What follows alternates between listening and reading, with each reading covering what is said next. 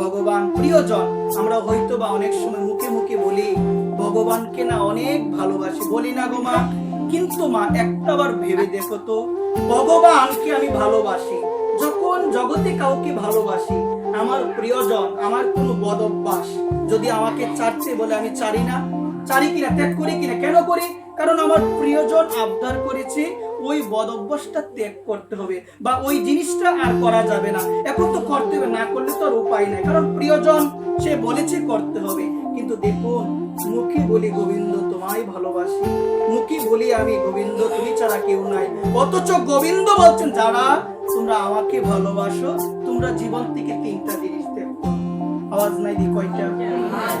ভগবান গীতার 16তম অধ্যায় দৈবাসুর সম্পদ বিভাগ যোগে 21 নং শ্লোকের অনুবাদে ভগবান বলছেন জীবন থেকে তিনটা জিনিস ত্যাগ করো। প্রিয়জন ভগবান বলছেন ত্যাগ করো। আমি সাধু হয়ে বসে রইলাম, পোশাক পরিবর্তন করে তিলক দিয়ে বসে রইলাম, অথচ তিনটা জিনিস থেকে একটা জিনিসও আমি দূরে সরাতে পারলাম না। কাম, ক্রোধ, লোভ। ভগবান বলছেন প্রিয়জন তো তিনি বলছে তিনটা জিনিসকে ত্যাগ করো, কিন্তু কামনাও ত্যাগ করতে পারলাম না। রাগও আমার ভক্তি পথে এসে একটুও কমলো না, আগে যেমন ছিল মনে হয় কি আমার তার থেকে আরো দ্বিগুণ বেড়ে গিয়েছে। তাহলে ভগবানকে এত ভালোবাসি, বুক দিয়ে ভগবান বলছেন ত্যাগ করো, ভগবানের কথাই মানি না।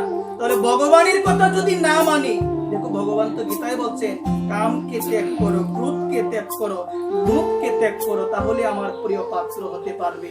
এখন কামও আমার বেশি, রাগও আমার বেশি, লোভও আমার বেশি, সব কিছুতে খালি চাই আর চাই। তাহলে আমি কিসের ভগবানের ভক্ত হলাম গো?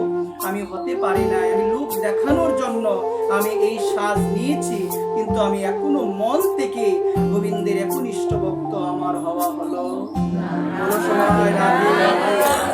এখনো আমার হওয়া হলো।